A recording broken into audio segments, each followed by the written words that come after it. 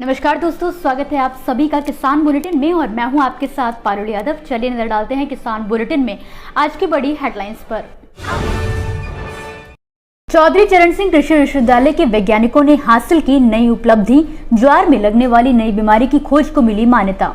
हरियाणा सरकार द्वारा किसानों को 50% अनुदान पर उपलब्ध होंगे ट्रैक्टर, 20 जनवरी तक ही कर सकेंगे आवेदन। राजस्थान में पशुपालन को बढ़ावा दे रही है सरकार, 90% अनुदान पर होगा 1500 गौशालाओं का निर्माण। देखिए ग्रीन टीवी यूट्यूब पर भी, बस सब्सक्राइब करें और बेल आइकन दबाएं।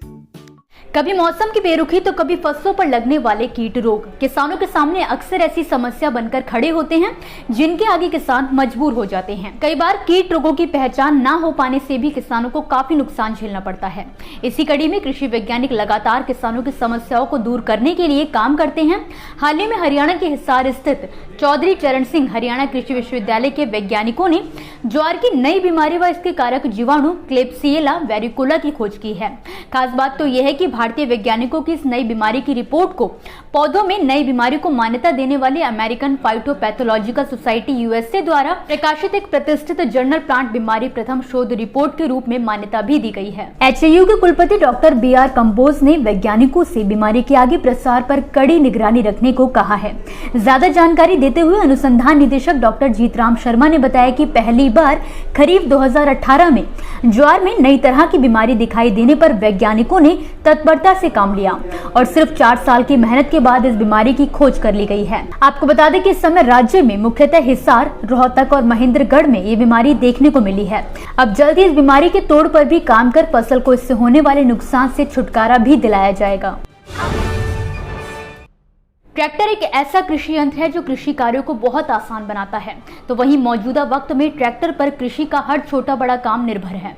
फसलों की बुआई से लेकर कटाई तक के सभी काम ट्रैक्टर से किए जाते हैं, जिसे ध्यान में रखकर केंद्र सरकार के अलावा राज्य सरकारों के द्वारा भी समय समय पर अलग अलग कृषि योजनाओं के माध्यम से ट्रैक्टर पर सब्सिडी उपलब्ध करवाई जाती है, क्योंकि देश का हर किसान महंगे ट्रैक्टर खरीदने में सक्षम नहीं है। इसी कड़ी में हरियाणा सरकार द्वारा सोनीपत जिले के किसानों को 50% सब्सिडी पर ट्रैक्टर दिए जा रहे हैं। इसके लिए किसान 20 जनवरी तक रजिस्ट्रेशन करवा सकते हैं। दरअसल सोमवार को जिला उपायुक्त ललित सिवाच ने इस बारे में जानकारी देते हुए कहा है कि वेरीफाइड किसानों को ड्रॉ रजिस्ट्रेशन फीस 10,000 रुपए जमा करना अनिवार्य है। वहीं जिन किसानों द्वारा ये फीस पोर्टल के माध्यम से नहीं जमा करवाई जाएगी, उनका आवेदन रद्द कर दिया जाएगा। इसके अलावा किसानों की लिस्ट मुख्यालय से प्राप्त होने पर जिला स्तरीय कमेटी द्वारा ऑनलाइन ड्रॉ के माध्यम से किया जाएगा। कृषि एवं किसान कल्याण विभाग के सहायक अभियंता नवीन हुड्डा ने योजना के बारे में जानकारी देते हुए कहा कि योजना के लिए चयनित किए गए किसानों को ट्रैक्टर निर्माताओं या डीलर से अपनी पसंद का ट्रैक्टर मॉडल चुनने व मोलभाव करने के बाद सिर्फ बैंक के जरिए ट्रैक्टर पर मिलने वाली सब्सिडी राशि छोड़कर बाकी कीमत निर्माता अप्रूवल डिस्ट्रीब्यूटर के खाते में जमा करवानी होगी। बता दें कि इस योजना के तहत जिला सोनीपत में 30 ट्रैक्टर सब्सिडी पर दिए जाएंगे, जिस पर 3 लाख या कुल कीमत का 50% जो भी कम होगा वो सब्सिडी दी जाएगी। गौवंशों के संरक्षण व गौपालन को बढ़ावा देने के लिए सरकार द्वारा तरह तरह की योजनाएं चलाई जा रही हैं। इसी कड़ी में एक नया कदम उठाते हुए राजस्थान सरकार ने ग्राम पंचायतों में गौशाला, पशु आश्रय स्थल जन सहभागिता योजना को अपनी सहमति दे दी है।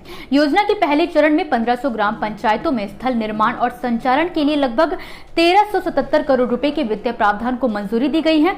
सरकार के इस फैसले से जहां आवारा एवं निराश्रित पशुओं के लिए एक स्थायी आश्रय मिलेगा, वहीं किसानों को भी आवारा पशुओं की समस्या से राहत मिलेगी। जाहिर है कि वर्ष 2022 से 23 के बजट में ग्राम पंचायतों में गौशाला का संचालन किए जाने की घोषणा की गई थी। योजना के अंतर्गत जिन ग्राम पंचायतों में गौशाला, पशु आश्रय स्थल का संचालन करने के लिए सक्षम कार्यकारी एजेंसी उपलब्ध होंगी, वहां प्राथमिकता से 1-1 करोड़ रुपए तक की राशि से गौशालाएं स्थापित की जाएंगी। इसके तहत साल 2022 से 23 में 200 और 2023 से 24 में 1300 ग्राम पंचायतों में स्थलों का निर्माण किया जाएगा। इसमें राज्य सरकार 90% और कार्यकारी एजेंसी 10% राशि वहन करेगी। मुख्यमंत्री द्वारा स्थलों के निर्माण और संचालन के लिए साल 2022 से 23 में 183.60 करोड़ रुपए और वर्ष 2023 से 24 के लिए 1193.40 करोड़ रुपए समेत कुल 1377 करोड़ रुपए की स्वीकृति दी गई है। दोस्तों, ये थी वो खबरें जिन्हें हमने आप तक विस्तार से पहुंचाया, लेकिन अब हम बात करेंगे कुछ ऐसी खबरों की जिनके बारे में भी आपके पास जानकारी होना बेहद जरूरी है। तो चलिए फटाफट से एक नजर डालते हैं खेती किसानी और कृषि क्षेत्र से जुड़ी आज की छोटी बड़ी अपडेट्स पर। मध्य प्रदेश के मंदसौर जिले में राष्ट्रीय गोकुल मिशन योजना के तहत पशुपालक किसानों से आवेदन आमंत्रित किए गए हैं। इस योजना का मुख्य उद्देश्य पशुपालकों को अच्छे आनुवांशिक गुणों की कलोर पाड़ी सुगमता से उपलब्ध करवाना है। योजना के तहत किसानों को 50% का अनुदान सरकार की तरफ से उपलब्ध करवाया जा रहा है। योजना से जुड़ी अधिक जानकारी के लिए किसान आधिकारिक वेबसाइट पर जाकर विजिट कर सकते हैं। छत्तीसगढ़ के मुख्यमंत्री भूपेश बघेल ने हाल ही में ये ऐलान करते हुए कहा है कि जल्द ही प्रदेश के सभी गौठानों में सोलर ड्रायर उपलब्ध करवाए जाएंगे। धमदा और पत्थल गांव में टमाटर के बड़े पैमाने पर उत्पादन को देखते हुए इन क्षेत्रों के गौठानों में टमाटर को सुखाकर बिक्री का काम शुरू किया जा सकता है। गौरतलब है कि कुछ दिनों पहले ही अपने निवास कार्यालय में गोधन न्याय योजना के लाभार्थियों को ऑनलाइन राशि ट्रांसफर करने के दौरान ही सीएम ने इस बात की जानकारी दी है। हाल ही में राजस्थान के कृषि अनुसंधान संस्थान दुर्गापुर में 3 दिवसीय प्रशिक्षण कार्यक्रम का शुभारंभ किया गया था, जिसमें प्रशिक्षण शिविर में मशरूम की खेती के बारे में किसानों को जानकारी दी गई। कार्यक्रम में राजस्थान कृषि अनुसंधान संस्थान दुर्गापुरा के निदेशक डॉक्टर अर्जुन सिंह बलोदा ने कहा कि संस्थान कृषि उत्पादन को बढ़ावा देने के लिए नवीनतम प्रयोगों के साथ साथ समसामयिक प्रशिक्षण आयोजित करता रहता है, जिन्हें अपनाकर राज्य के किसान लाभान्वित होते हैं।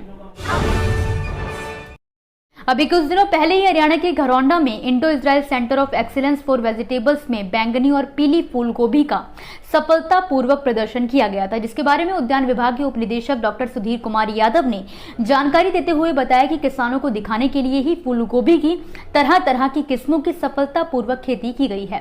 खास बात यह है कि अब इस तरह की फूल गोभी किसानों द्वारा पूरे राज्य में उगाई जा सकती है। किसान चाहे तो उद्यान विभाग से संपर्क करके प्रशिक्षण भी ले सकते हैं। किसान मजदूर संघर्ष कमेटी ने हाल ही में ये ऐलान करते हुए कहा है कि वो धरना प्रदर्शन को स्थगित करता है। आपको बता दें कि कमेटी द्वारा पंजाब के 15 जिलों में उपायुक्त कार्यालयों के बाहर और राज्य के विभिन्न स्थानों पर किए जा रहे धरने प्रदर्शन को रोक दिया गया है। आपको बता दें कि 10 जनवरी को भारतीय राष्ट्रीय राजमार्ग प्राधिकरण ने पंजाब सरकार के खिलाफ पंजाब और हरियाणा उच्च न्यायालय का रुख किया था, जिसमें दावा किया गया था कि टोल प्लाजा पर धरने से NHAI को प्रतिदिन 1 करोड़ 33 लाख रुपए का नुकसान हो रहा है। साथ ही कहा गया था कि राज्य में प्रदर्शनकारियों द्वारा अवैध रूप से टोल संग्रह किया जा रहा है। इसी के साथ आज के किसान बुलेटिन की बड़ी खबरों में फिलहाल के लिए बस इतना ही। आप मुझे दीजिए इजाजत और देखते रहिए ग्रीन टीवी। नमस्कार। देखिए ग्रीन टीवी यूट्यूब पर भी, बस सब्सक्राइब करें और बेल आइकन दबाएं।